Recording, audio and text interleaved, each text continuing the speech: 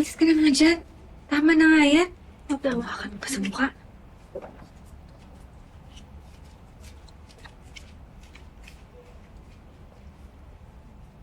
Basa.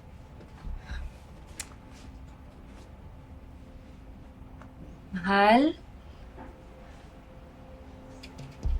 Dumalaw kanina yung asawa mo. Buti na lang. Close na kami ni Sugar. Alam mo, mana sa mami Nancy niya. Ang bruha, pinalayas ang sarili niyang ina.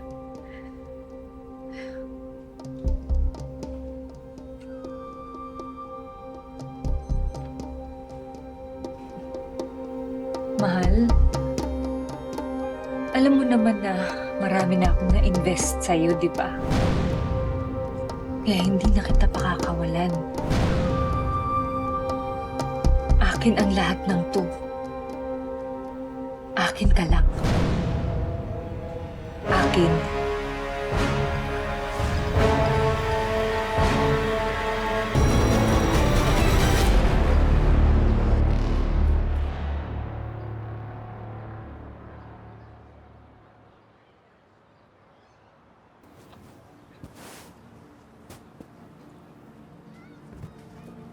Oh, mag-almusal ka muna. Salamat ho. Sabi ko naman sa'yo, doon ka sa bahay matulog. Pinilit mo pa rin dito.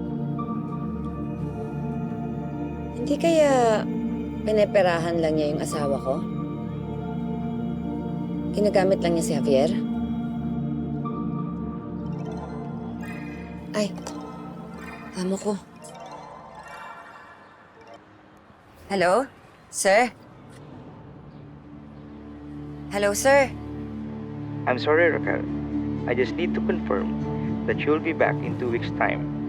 If not, we'll be forced to look for another caregiver. Yes, sir. I'll be back. I promise.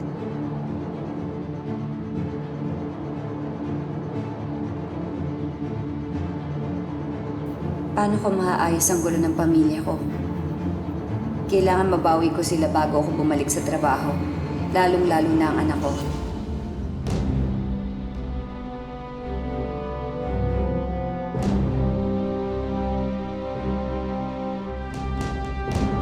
Sige na, tanggalin niyo na lahat yan.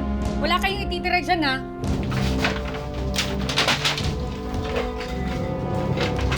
Kahit isang pa ako, ayoko may makita dyan. Tanggalin niyo lahat yan. Ano to? Ano ba sa tingin mo ginagawa ko? Eh di pinapa-demolish! Sandali lang. Hindi sa'yo to. Bakit pati ito pinakikialaman mo? At sinong nagsabi sa'yo na hindi sa akin tong pwesto na to, ha? Kaming dalawa ni Javier ang nakakaalam kung anong mga bagay na naipundar namin. At bakit ba niya kailangan sabihin sa'yo, ha? It's between me and my live-in partner. Ka naman yung perang ginagasta mo galing pa sa ipon ko. Excuse me? What? Baho dito, ah.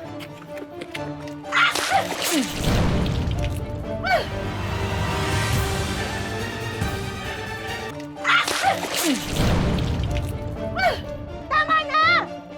Boys, pakikuha nga to, pakialamere. Huwag ka nga mangialam dito. Ha? I have nothing to prove to you. Ha? Kung gusto mo, ipakita ko pa yung resibo nito at yung mga papel nitong pwesto na to. Kayang-kaya kong gawin yun. At kung pera ang pinagdududahan mo, gusto mo, ipabilang ko sa'yo yung pera ko sa bangko. Ha? Baka maduling yung mga mata mo. Ang pinagtataka ko lang, naging kayo ni Javier nung malakas ako magpadala sa kanya ng pera. Ano tingin mo sa akin, ha? Poor? At pinapahiya mo ako dito sa mga audience natin, ha?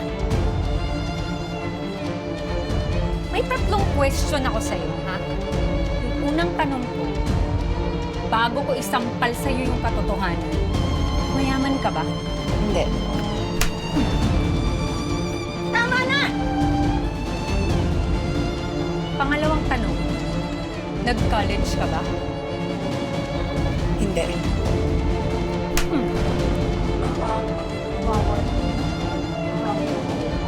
Ano ba?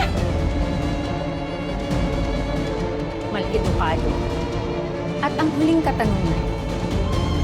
Naging mabuting ina't asawa ka ba? Ha? Oo. Mali. Wrong answer. Ah! Tama na!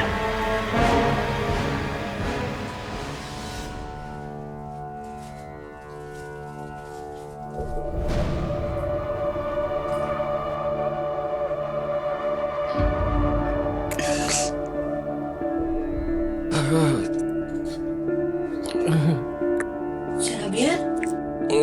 Sir Javier? Diyos ko po! Buti gising ka na! Ma'am Nancy! Ma'am Nancy!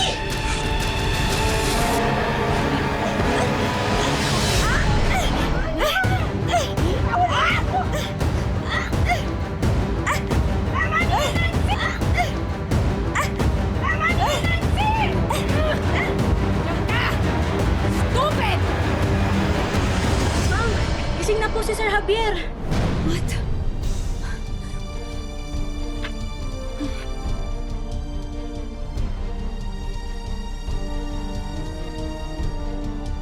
Sa wakas, malalaman ko na ang katotohanan. Matatapos na rin ang bangungot na to. Raquel! Sumunod ka na! Pagkakataon mo na itong malaman ang totoo! Naku, tuluyan na nga nagdilim ang paningin ni Raquel at handa na niyang ipaglaban ang mga natitira para sa kanya. Magkamatayan na. Pero may maitutulong ba kung mananaig ang galit niya?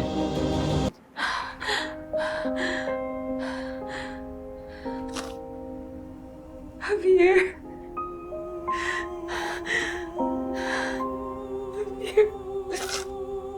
Javier, nagising ka na.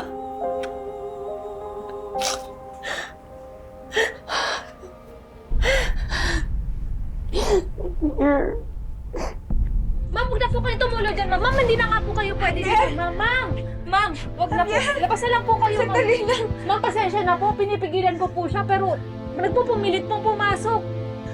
Javier! Ma'am. Sandali lang po. Sandali lang. Huwag na po, ma'am. Labas na po kayo, ma'am. Bitawan mo siya.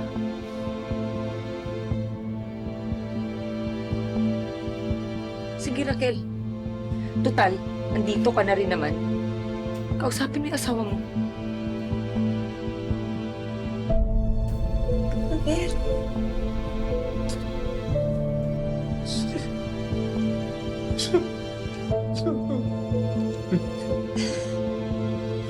May gusto kang sabihin?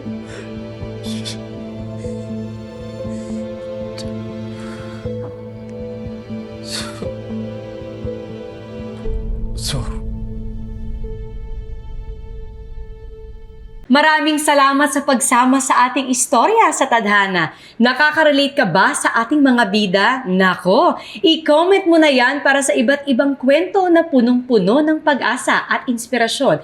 Mag-subscribe na sa GMA Public Affairs at YouTube channel.